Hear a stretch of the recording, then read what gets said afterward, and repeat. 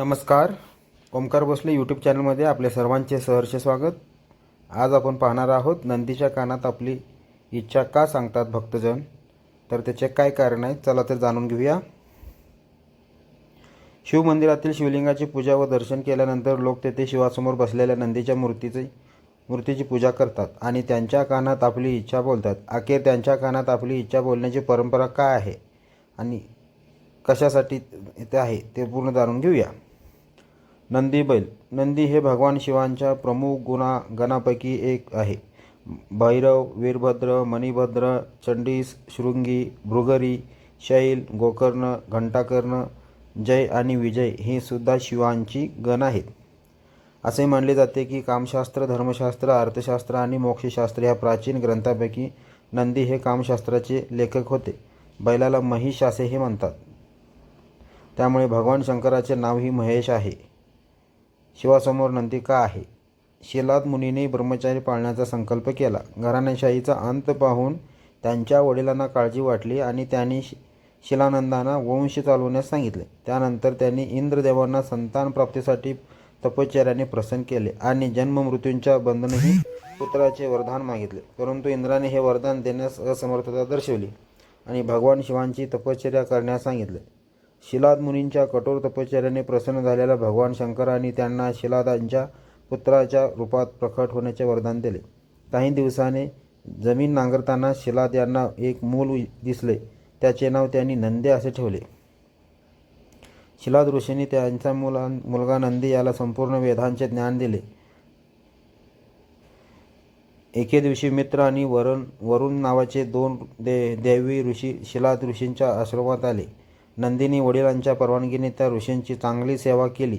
जेव्हा ऋषी निघून लागले तेव्हा त्यांनी ऋषी शिलादांना दीर्घायुष्य आणि आनंदी आयुष्याचा आशीर्वाद दिला, पण नंदीला नाही.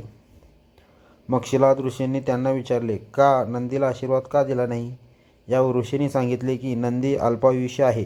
हे ऐकून शिलाद ऋषी काळजीत पडली. वडिलांची चिंता म्हणून नंदीने विचारले, काय बाब आहे? तेव्हा वडील म्हणाले की ऋषीमुनींनी तुझ्या अल्पायुष्याबद्दल सांगितले आहे, त्यामुळे मला काळजी वाटते. हे ऐकून नंदी हसू लागले आणि म्हणाले की जर मी आपणास भगवान शंकराच्या कृपेने प्राप्त झालो आहे तर माझ्या वयाचेही रक्षण देखील तेच करतील. आपण विनाकारण चिंता का करत आहात? असे सांगून नंदी शिवांची तपश्चर्या करण्यासाठी भुवन नदीच्या काठी गेले.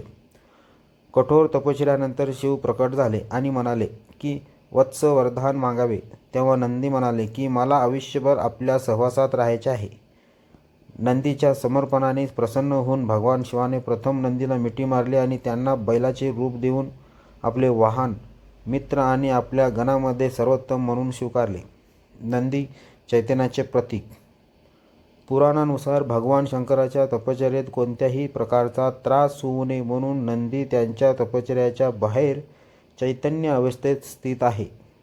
कोणताही भक्त जो भगवान शिवाकडे आपल्या समस्या घेऊन येतो, नंदी त्यांना तिथे थांबवतो. शिवांच्या तपश्चर्याला कोणत्याही बाह्य अडथळ्यामुळे त्रास होऊ नये म्हणून भक्तही नंदीच्या कानात आपले शब्द बोलतात आणि जेव्हा शिव तपश्चर्या करून बाहेर पडतात तेव्हा नंदी त्यांना भक्ताच्या सर्व गोष्टी जशाच्या तसे सांगतात. नंदी हे आपले वचन शिवापर्यंत पोहोचवताना भेदभाव करत नाही, त्यामुळे शिवही निश्चितपणे त्यांचे पालन करतो, अशी भक्तांची श्रद्धा आहे. नंदीच्या कानात सांगण्याचे हे काही नियम.